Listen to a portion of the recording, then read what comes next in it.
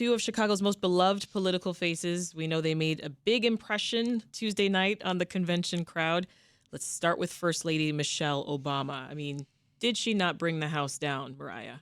Yeah, I thought she was an incredible orator. She's an incredible orator. I talked to people who were like, she was better than, Barack Obama. I mean, he said as much. Yeah. And she had that one, just really good knockout line of, maybe the job he's seeking is the black jobs he talks about. Right. And, that's been a repeated comment of Trump's. And I thought it was a really witty clapback. She emphasized Kamala Harris brought hope back to the Democratic Party. I mean, did you all get that feeling during the week? You were there every day, inside and out, that Democrats were just really energized by Harris and Walz. Was it feeling that way?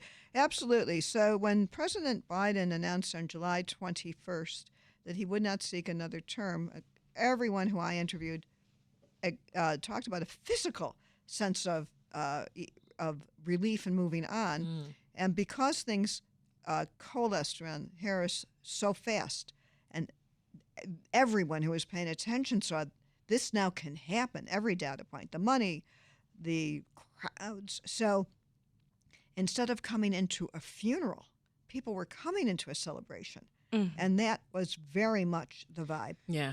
Yeah, I was asking delegates on the floor yesterday, do you think that this type of energy would have been possible if Joe Biden were delivering this? And in my head, it's an absolutely not question, the answer. I mean, delegates were pretty tame in their response. But you think about all of the things Harris unlocks, especially at a convention in Chicago, as themes that she could talk about. We already addressed, the lineage of black leadership that she now gets to, right. It gets to be a major theme of the convention. Also the, we're not going back, we're moving forward. These are all things Do something. Yeah, I think her team has kind of struck gold with that you wouldn't be able to do with Biden. With Biden, for sure. Also, just think of the entertainment. So I'm going to use, again, the dance party convention here.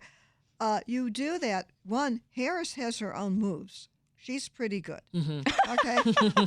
So you can understand that the entertainers, the DJs, the cultural stuff happening around in terms of coming down the aisle, doing this and that, works with her a lot better than it would have worked with President Biden.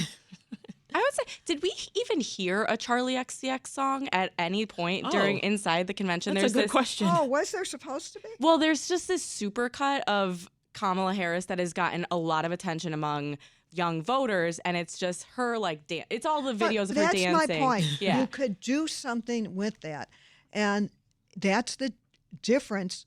We probably don't have time on this show, but when you're trying to appeal to voters, you have a candidate now who is fluent in more generations than President Biden would have been. And even if it would have been the Biden-Harris ticket, she couldn't do her stuff like that in the way that she can do it now and have it have the same impact.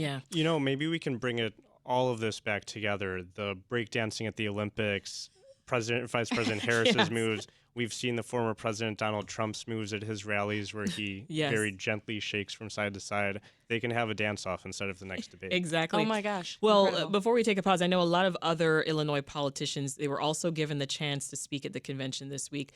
Among them, Senators Dick Durbin and Tammy Duckworth, Representative Lauren Underwood, who's the youngest black woman elected to Congress, and former Republican Congressman Adam Kinzinger last night. What stood out for everyone? Actually, and Congressman Raja Krishnamurti. That's right. What stood out to you, Lynn? Well, Adam Kinzinger's speech, which came up, they put him close to Harris's, was pitch perfect in his assignment to speak to Republicans. He's a conservative Republican. He was on the January 6th committee, but you didn't have to explain the backstory. He was there to say why you should not vote for Donald Trump and why, if you are conservative, you could put your policy differences aside in terms of saving democracy. And then he went on and did it, and that you should put, and this is his signature phrase, and that you need to put your country first. Yeah. What did you catch this week, Nader, and what stood out in these speeches? Well, I think one of the things we already talked about was the mayor, Brandon Johnson. I think that sort of set the tone for a really, as Mariah said, he was shouting, a very energetic time. And I mean, the same thing we've talked about with the Obamas. I think they really stole the show. Every group chat I was in, social media, everybody's talking about the Obamas. People even said that, you know, Michelle should have been the closer of the whole convention. And so I think a lot of the people with area roots, with Chicago and Illinois area roots, really delivered. Yeah. So one thing that was interesting, if I could go back to Michelle Obama, so in 2016, it was when they go low, we go high. Not Yes, this week. That's a really We're big done with point. that. We tried that. Yeah. We've been there. Yeah, she went into a lot of was very honest about, Trump disparaging her family And over the years. And this is something people have asked for since 2016 when Trump sort of was first introduced to the political scene, maybe a few years earlier, of like, don't take him seriously as a candidate. Don't take him seriously as any old Republican is what people have asked for. Go on the attack, call him the names that people want to see him called. And I think both Obamas did that. I mean, even Barack Obama with his crowd-sized joke and his hand gestures, that really went on the attack in a way that we haven't seen before. Oh, yeah. Also, just in case the audience doesn't get it, you were very kind. Remember, this is a daytime show, Lynn. No. Okay, so there is, when you're talking about crowd size, everybody who's listening, put your two hands together and then either take them big or little. This is, I believe, a universal gesture most understood best by men.